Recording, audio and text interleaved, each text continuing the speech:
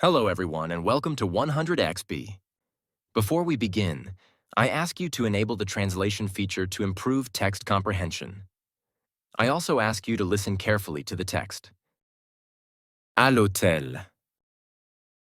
À mon arrivée, la façade moderne de l'hôtel m'a tout de suite impressionné. Le hall lumineux offrait une ambiance accueillante.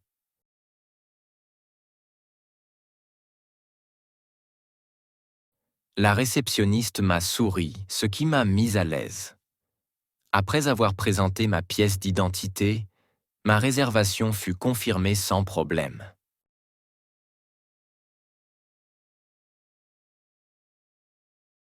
On m'a rapidement remis la carte de la chambre. En entrant, j'ai découvert un espace calme, propre et joliment décoré. Le lit était spacieux et confortable.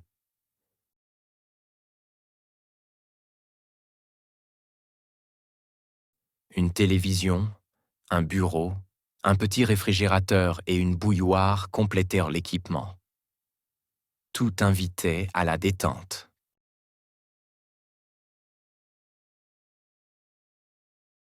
Le personnel était aimable et attentif. Le concierge m'a conseillé un bon restaurant. Chaque matin, la chambre était nettoyée discrètement.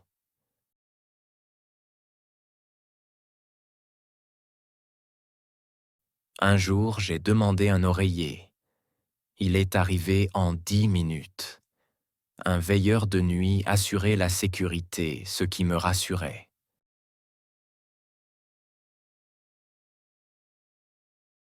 Le petit déjeuner, servi sous forme de buffet, était varié et copieux. Fruits, viennoiseries et boissons étaient proposés.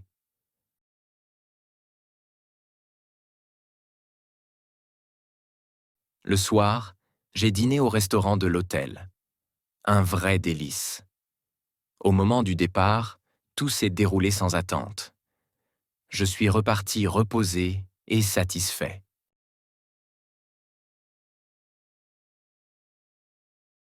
Le courage de commencer. Commencer à apprendre une langue, c'est comme ouvrir une porte sur un monde inconnu. On tremble, on doute, mais ce premier mot prononcé avec hésitation est déjà une victoire.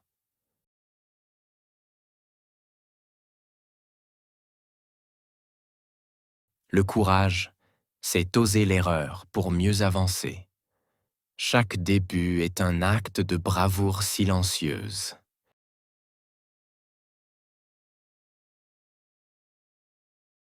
Les fautes, les regards, les silences gênés, ils font partie du chemin.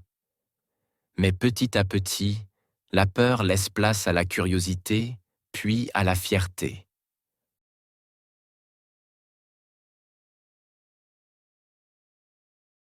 Apprendre une langue, c'est apprendre à ne pas fuir. C'est se donner le droit de ne pas tout savoir et de vouloir grandir quand même.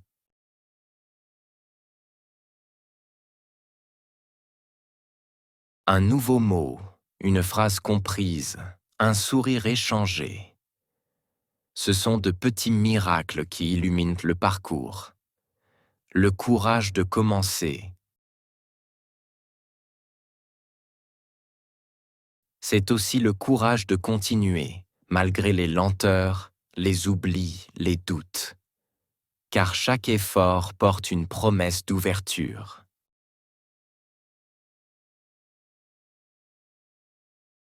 On se souvient du moment où tout semblait trop difficile. Puis, on entend une phrase, on répond sans réfléchir, et on réalise, on a changé.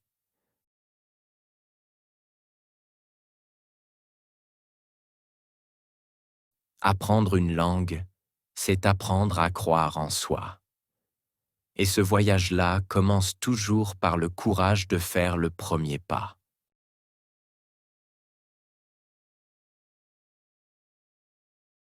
Dans le tramway.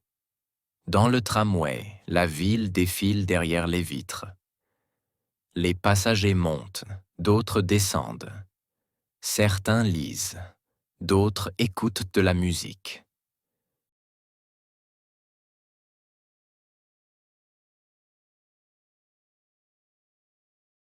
Une vieille dame sourit à un enfant. Un étudiant révise ses notes. Un homme regarde son téléphone sans vraiment le voir. Le tram tangue doucement dans les virages.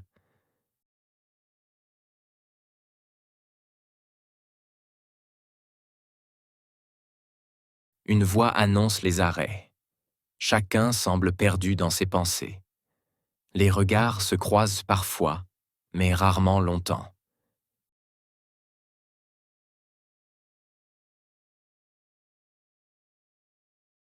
Une femme pousse une poussette. Un jeune cède sa place. Des sacs s'entrechoquent. Des excuses sont murmurées. Le silence est rempli de petits bruits.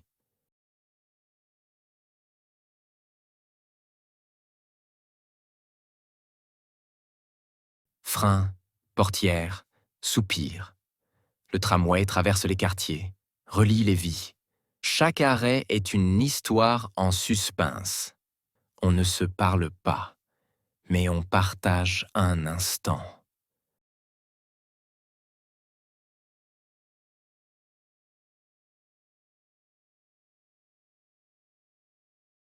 Ce moment de trajet devient presque un refuge. Puis les portes s'ouvrent. Les gens repartent, emportant un morceau de voyage avec eux.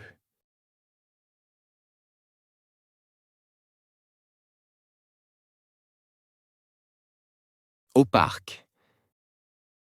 Ce matin-là, Sachi quitta sa maison avec un sourire discret. Le ciel était clair. Les nuages semblaient peints à l'encre sur la toile bleue. Elle prit le chemin du parc Ueno.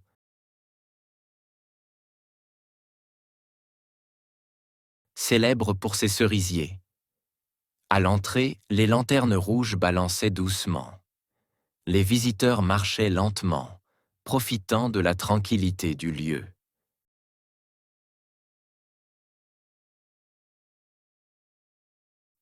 Sous les arbres centenaires, Sachi suivait les pas des promeneurs. Des familles pique-niquaient sur des nattes colorées, partageant des onigiri.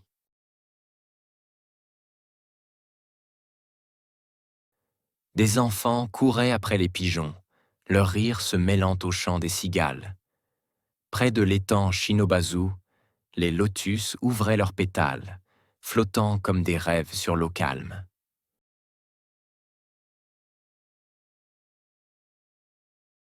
Sachi s'arrêta près d'un petit pont de bois peint en vermillon.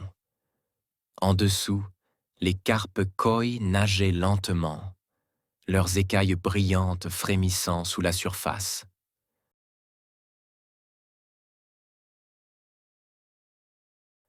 Un vieil homme nourrissait les poissons avec des miettes de riz.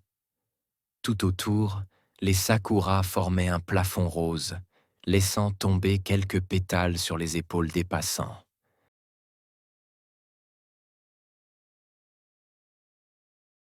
Avant de quitter le parc, Sachi monte les marches du sanctuaire. Au sommet de la colline. Elle ferma les yeux quelques secondes, respirant l'encens léger qui flottait dans l'air.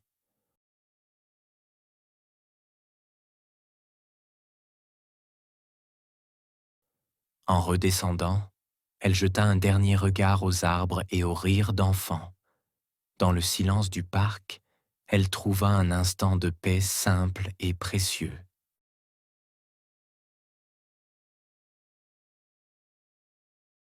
Au théâtre. Le théâtre, un monde d'imaginaire et de découverte, ouvre ses portes aux petits visiteurs. Ces jeunes curieux, accompagnés de leur guide,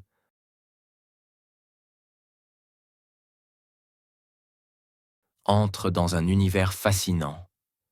Un employé les accueille et, d'un geste, les invite à explorer les coulisses.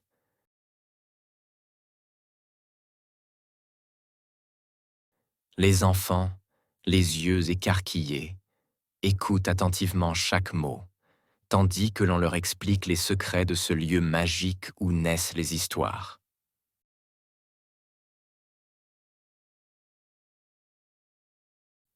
La visite prend une dimension interactive. Les questions fusent, les mains se lèvent, impatientes de comprendre chaque détail. Le guide leur montre les costumes étincelants,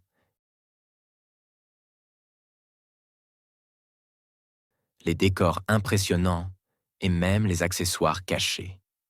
C'est comme une grande aventure, s'exclame un enfant.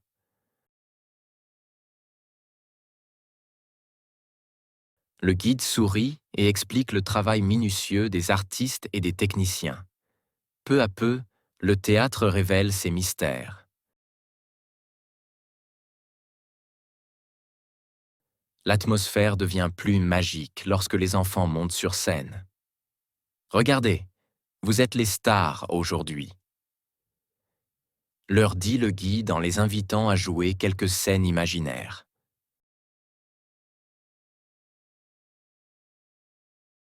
Les jeunes visiteurs, rieurs, se mettent dans la peau des personnages, et l'espace autrefois imposant devient un terrain de jeu.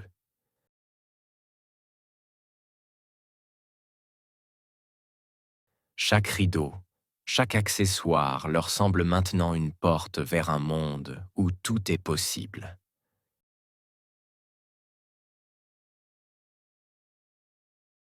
À la fin de la visite, les enfants, enthousiasmés, ne veulent plus partir. Le guide leur explique que le théâtre, c'est avant tout une aventure humaine.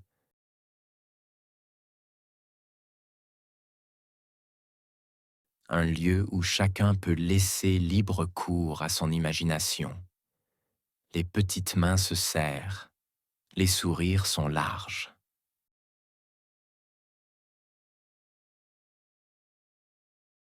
Avant de quitter le théâtre, les enfants sont invités à revenir pour voir un spectacle en vrai. Un rêve qu'ils voudront, sans doute, bientôt vivre.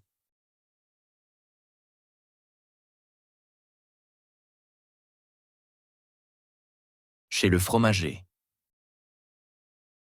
Arrivé en Toscane, j'avais une idée fixe. Goûter les meilleurs fromages de la région. Mon guide de voyage vantait un petit fromager au cœur de Sienne, réputé pour ses produits artisanaux.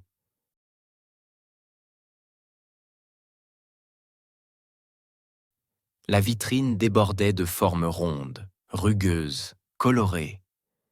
Une odeur forte, mais envoûtante, me poussait à entrer. J'étais à 2 pas d'un trésor culinaire.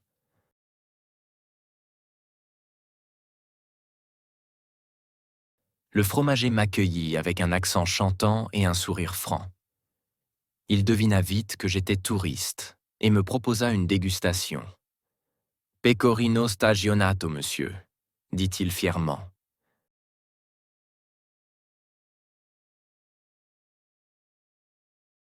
Ce fromage de brebis, vieilli en cave, avait une texture ferme et un goût intense. Chaque bouchée racontait les collines, le soleil et le lait des troupeaux locaux.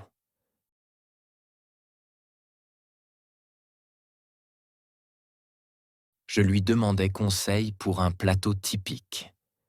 Il composa un assortiment parfait. Pecorino truffé, ricotta fraîche et un fromage aux herbes locales.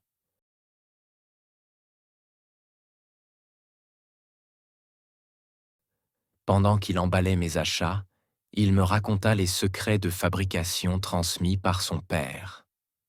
Ce n'était pas qu'une vente, c'était un voyage dans la culture et les traditions toscanes.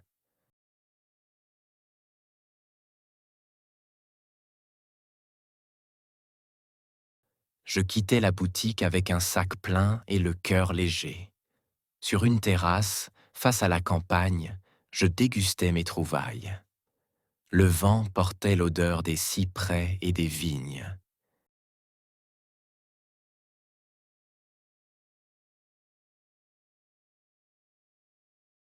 Chaque fromage, savouré lentement, me rapprochait de l'âme italienne.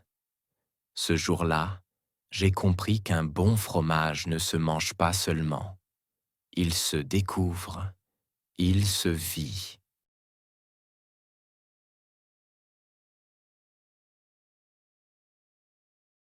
Chez le coiffeur.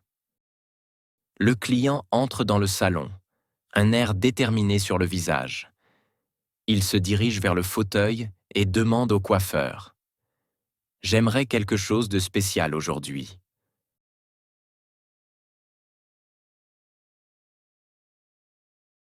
Une coupe qui me ressemble vraiment. Le coiffeur, souriant, l'invite à s'asseoir. Il commence par observer attentivement les cheveux du client.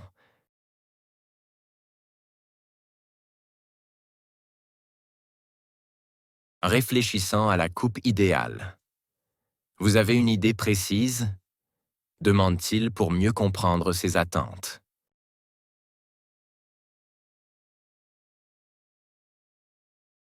Le client explique qu'il veut quelque chose de moderne mais classique à la fois.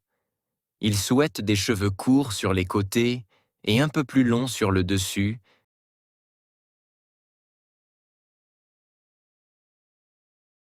mais avec une touche de créativité. Le coiffeur prend ses ciseaux et commence à couper, tout en discutant des dernières tendances.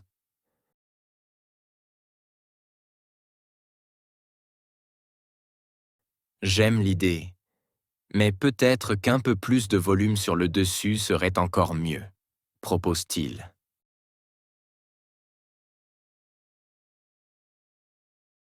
Les ciseaux glissent rapidement, sculptant les cheveux du client avec précision.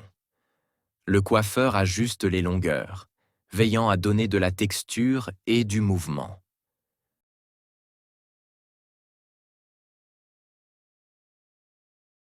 À chaque coupe, le client regarde dans le miroir, satisfait du résultat. Ça prend forme, je suis curieux de voir le final, dit-il, un sourire aux lèvres.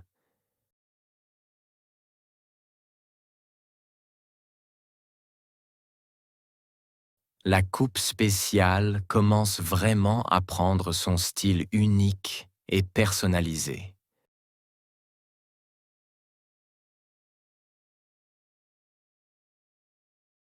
Après quelques retouches finales, le coiffeur prend un peigne pour lisser les cheveux. Voilà, c'est exactement ce que vous cherchiez, annonce-t-il fièrement.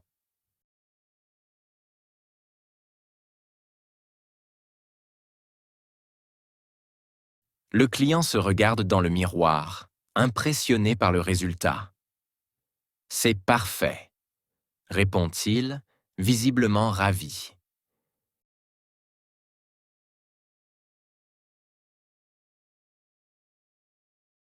Il se lève, remercie chaleureusement le coiffeur et quitte le salon avec une coupe fraîche et stylée, prêt à affronter la journée.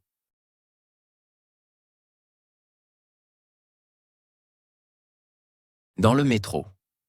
Dans le métro, l'agitation est palpable. Les wagons sont pleins de voyageurs, pressés ou distraits. Les portes automatiques s'ouvrent et se ferment, laissant passer une foule qui se presse sur le quai.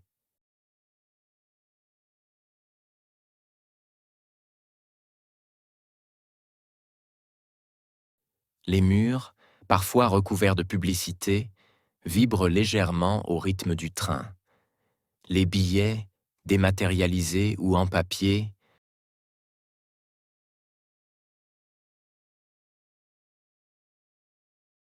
sont indispensables pour franchir les tourniquets, et il est difficile de ne pas voir l'écriteau indiquant la nécessité d'un titre de transport valide.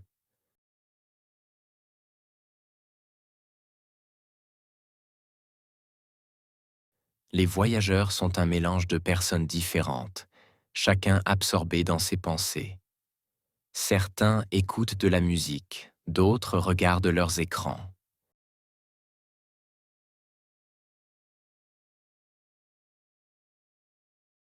Les sacs à dos se heurtent parfois, les regards se croisent mais se détournent vite.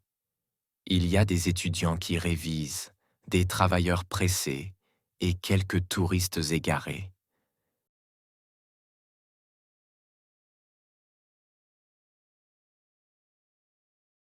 Le bruit des conversations, Des appels téléphoniques et des annonces dans les haut-parleurs créent une ambiance unique, souvent bruyante, parfois dérangeante.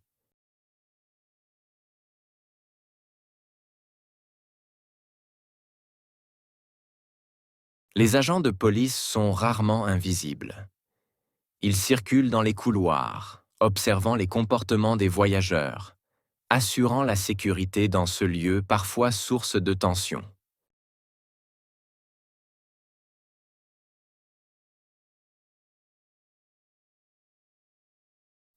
Leur présence rassure, mais ils sont aussi un rappel que la vigilance est de mise. Leurs uniformes, souvent assortis de gilets pare-balles, contrastent avec les tenues décontractées des passagers.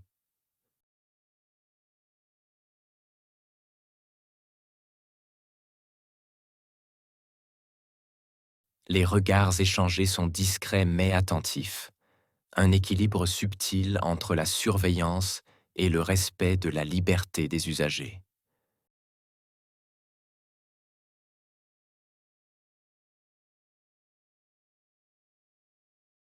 Quand le métro arrive à la station suivante, une nouvelle vague de passagers entre, tandis que d'autres descendent.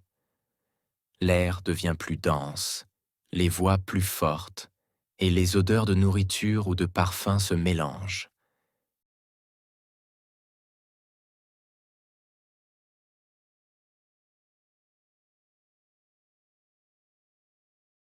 Il faut parfois jouer des coudes pour se frayer un chemin, surtout aux heures de pointe. Pourtant, malgré la foule, un sentiment de cohésion se dégage.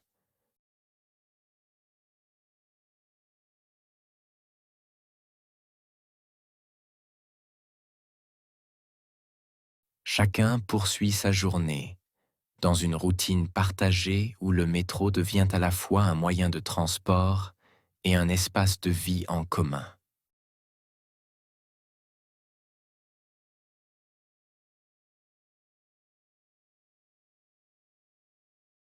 L'art d'être courtois. La courtoisie, c'est ce petit geste qu'on oublie parfois, mais qui peut illuminer la journée de quelqu'un. Un sourire offert sans raison, un mot gentil quand tout va mal,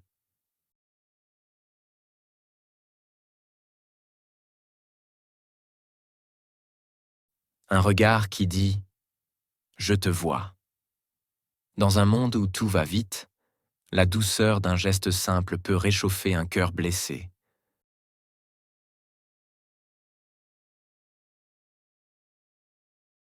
On ne sait jamais ce que vit la personne en face. Peut-être qu'elle traverse une tempête silencieuse. Un bonjour sincère, une main tendue, un mot apaisant peuvent changer beaucoup.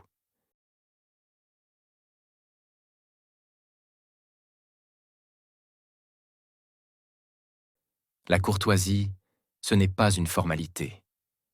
C'est une preuve qu'on voit l'autre, qu'on le respecte, même quand on ne le connaît pas.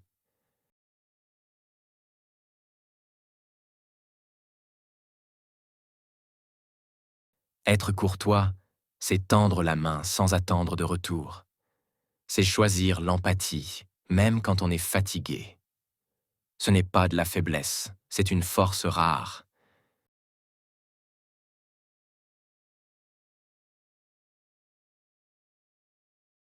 Une force qui construit des ponts là où il n'y avait que des murs. Une force qui dit ⁇ Tu comptes, même dans ce silence ⁇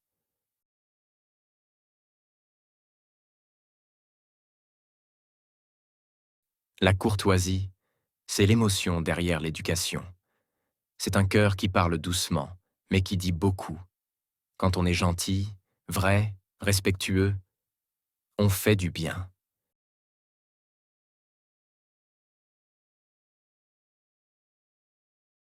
Et ce bien, parfois, revient au moment où on en a le plus besoin. Alors, soyons cette lumière pour les autres, comme on aimerait qu'ils le soient pour nous.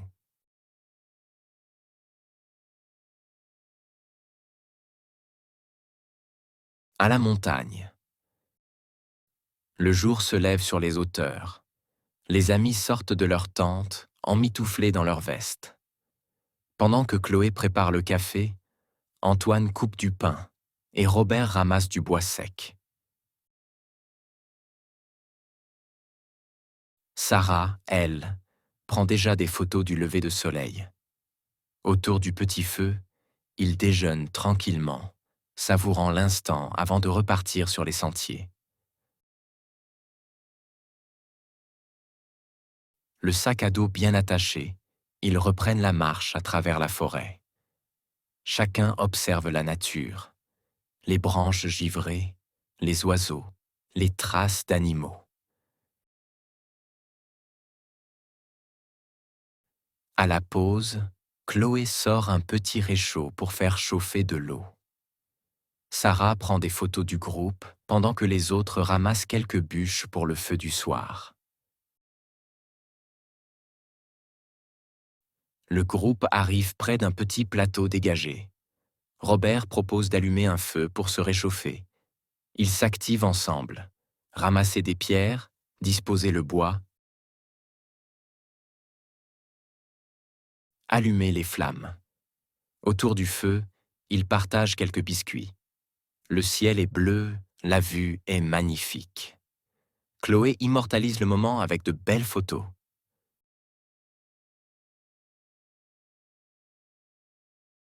En fin d'après-midi, les amis atteignent le refuge.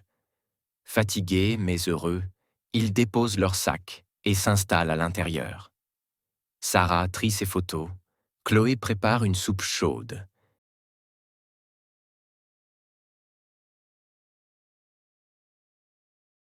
Et Antoine entretient le feu.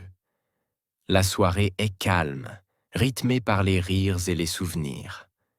Dans la chaleur du refuge, ils rêvent déjà à la prochaine aventure.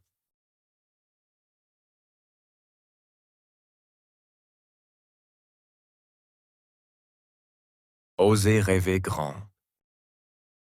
Ton rêve est une étincelle, fragile mais puissante. Entoure-toi de ceux qui croient en toi. Leur soutien te fera avancer. Reste déterminé, même face aux obstacles.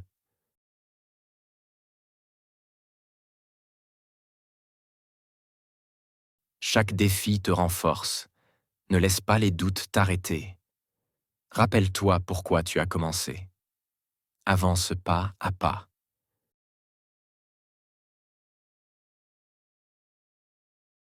Les grandes réussites viennent avec de la persévérance. Ne laisse pas les échecs te définir. Chaque erreur est une leçon qui te rapproche de ton objectif.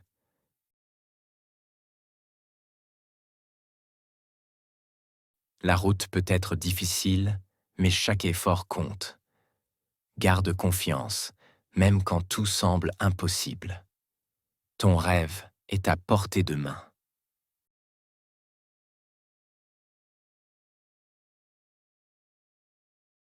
Rappelle-toi que les petites victoires sont aussi importantes. Elles te montrent que tu es sur le bon chemin. Ne cherche pas à tout accomplir d'un coup.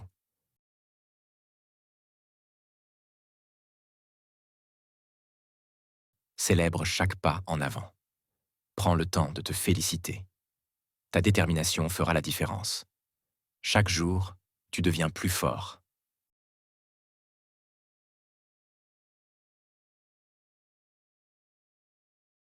Rêver grand, c'est croire en soi. C'est oser imaginer l'inimaginable.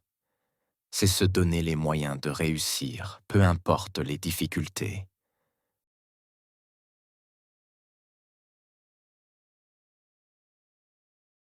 La route sera longue, mais elle en vaut la peine. Tu as les capacités pour accomplir des choses extraordinaires. Continue d'avancer avec confiance.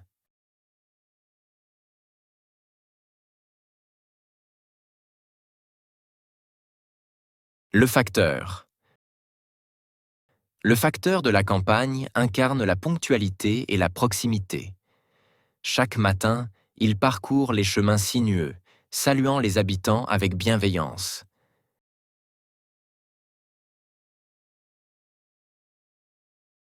Sa tournée commence à l'aube, qu'il pleuve ou qu'il vente. À vélo ou en voiture, il connaît chaque maison, chaque nom, chaque histoire.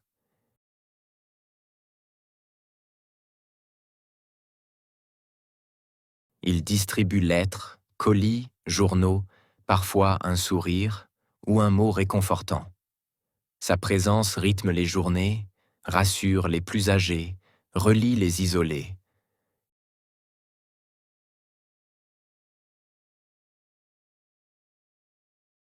Dans les hameaux reculés, il devient parfois le seul lien avec l'extérieur.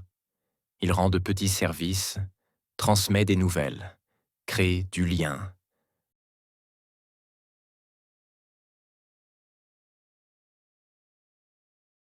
Son travail va bien au-delà de la simple distribution. Il incarne un service humain, discret mais essentiel. Le facteur de la campagne, c'est un visage familier, une silhouette attendue.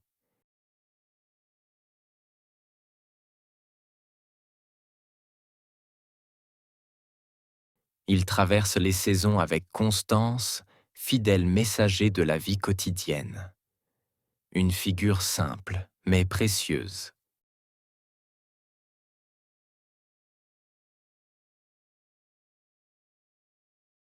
Le médecin. Le médecin est un professionnel de la santé. Il accueille les patients, les écoute et les examine avec attention. Grâce à ses connaissances,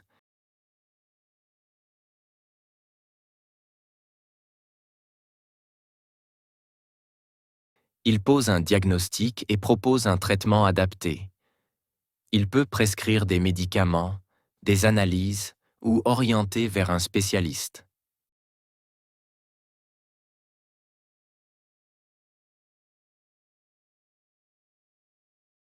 Chaque jour, il prend soin des personnes malades, soulage la douleur et apporte du réconfort. Son travail demande rigueur, patience et empathie.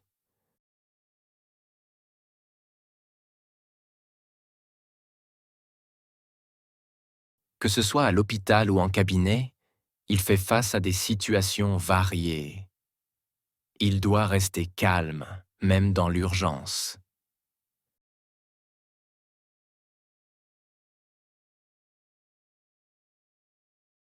Le médecin joue un rôle essentiel dans la société. Il veille à la santé de tous, avec sérieux et dévouement.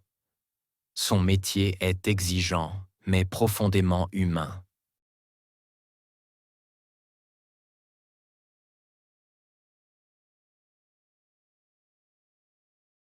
Le vétérinaire. Le vétérinaire est un médecin pour les animaux. Il soigne les chiens, les chats, les chevaux et bien d'autres espèces. Son travail commence par l'observation.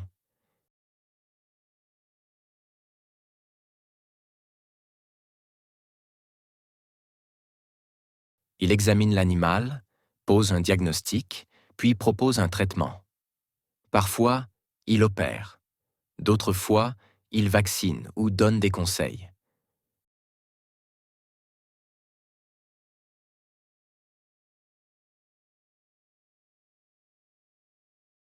Il travaille souvent en clinique, mais aussi à domicile ou en ferme. Il doit être patient, attentif et aimer les bêtes. Chaque jour, il affronte des situations différentes.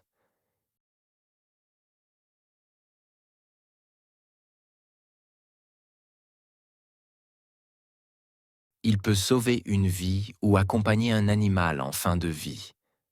Le métier demande des études longues et un engagement fort.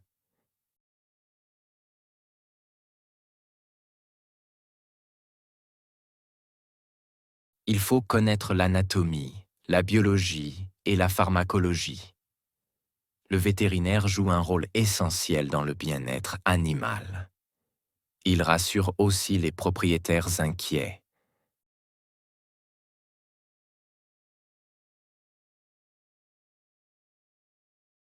Grâce à lui, les animaux vivent plus longtemps et en meilleure santé. C'est un métier de passion et de responsabilité.